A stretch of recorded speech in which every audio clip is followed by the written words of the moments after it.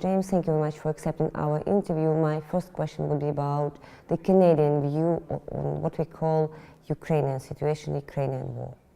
Well, we are very supportive of all the efforts Ukraine's taking in improving their security situation. That's why we signed the Canada-Ukraine Defense Cooperation Arrangement, started under the previous Conservative government, signed by the current Liberal government. But it just shows that how broad the support is in Canada to stand united with Ukraine. And that's why we have Operation UNIFIER, where we have over 200 Canadian troops here training with Ukrainian soldiers, bringing them up to NORAD standards, developing that middle management, the non-commissioned officer corps that doesn't exist in Soviet-style militaries, but is common within the NATO context. So it is important that we do that.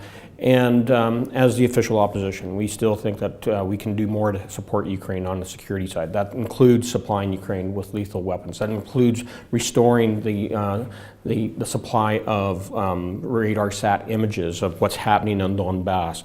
We have the capabilities with our radar sat constellation, moving those satellites over top of Ukraine so that we can have 24/7 eyes on the ground on what's happening within Donbass and how much heavy artillery and troops and ammunitions are coming across from Russia into Donbass. And then finally, we think that Ukraine should be added onto Canada's automatic firearms country control list, which would give the legal ability for companies to sell lethal weapons as well as technology to Ukraine and partner with the industry here in the defense industrial complex to build up domestic production so they can match what's required to deal with the security situations in Donbass and Crimea. The concept of hybrid war is very much discussed today, and many people are against this definition. This war is not only about military operations, and it's also about sanctions, about blacklist, about information, about you personally are on the blacklist, of Russian blacklist. Please tell the story, and maybe what are the most efficient ways according to you to tackle these hybrid? Well, as I said during the forum today, is this isn't a chess game, which everybody always says Putin's a master chess player, and I say he's no Garry Kasparov. That's the best chess player the world has ever seen. But what we're seeing is, first of all, the most important word in hybrid warfare is war. It's still war, and despite the plausible deniability, which Putin is counting on with little green men, with proxy armies and proxy apologists working on behalf of the Kremlin. It's a poker game, and we have to call his bluff. So that means matching the information warfare, that we have to be more aggressive on electronic warfare, including cybersecurity.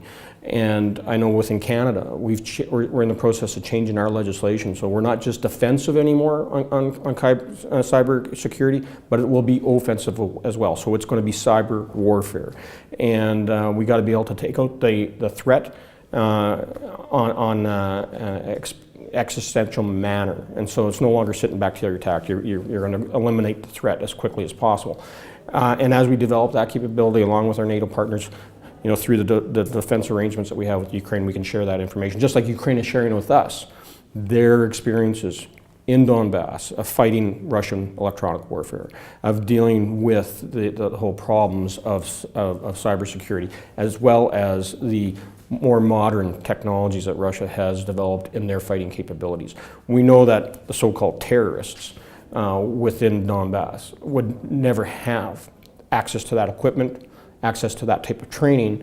There's only one source of it, and it's called the Russian Federation. What are, according to you, the chances of Putin to win this game, his game, whatever you call it? Well, I don't know if Putin's winning anymore. It's a stalemate, and Ukraine has paid significantly with blood and treasure. But I think Putin may welcome an opportunity to get out of this. So we have to, through the United Nations, as well as other international organizations like the OSCE, start putting pressure on Putin to withdraw. But that means that we have to continue to stand strong together on sanctions. I think those sanctions should be increased. I know in Canada we've sanctioned now over 300 Russians responsible for the conflict that we see in Donbass and Crimea with the illegal annexation and the illegal occupation. But we have to go farther. And if you look at how the Soviet Union finally fell, it wasn't because Gorbachev wanted to kill the Soviet Union, it's because he couldn't afford to keep it anymore. And we need to make it so financially difficult for the Russian Federation to continue on with their adventurism in Ukraine, in Georgia, in Moldova. We need to break apart the alliances that they have with Iran, North Korea, Syria, and really start to apply the rule of law, which Putin has always ignored. Russia has, signed on to, things like the Geneva Convention, the UN Charter, the Budapest Memorandum, the Helsinki Accord, and has ignored every single one of those international documents. They do not believe in the rule of law, but they understand money. Money talks, we got to take away their cash flow. Apart from Russia, what are the most important threats to global security today? Well, number one is Russia. Still the jihadist movement that we see not just in the Middle East anymore, we see it throughout Africa, we're seeing it on our own soil. That type of fanaticism and militant behavior and international terrorism will continue to be a major focus, I think, for all countries. North Korea is, again, ramping up their testing. I know in Canada, we've held special hearings about ballistic missile defense and why we haven't joined with the United States in protecting the continent of North America. Because if you look at the trajectory of any bomb being fired off from Pyongyang and traveling from North Korea over, if their target was the United States, it has to go over top of Canada. And I don't trust that the North Koreans have the expertise to actually hit the mark. And so they might be shooting for New York and hit Toronto. They could be shooting for Seattle but get Vancouver. So it's really important for us to be part of ballistic missile defense, but yet our government is saying no. And maybe my last question about the global conclusions of the year. We are approaching Christmas time, approaching the end of the year. So the question is to be asked about what do you think has changed during this year, and what we are to expect, what we are to hope maybe, or to fear during the next year. Well, from a defense and security perspective, I think the world hasn't seen a whole lot of victories. We finally get ISIS out of Iraq, and now we got a civil war going on there between the Kurdistan regional government and Baghdad.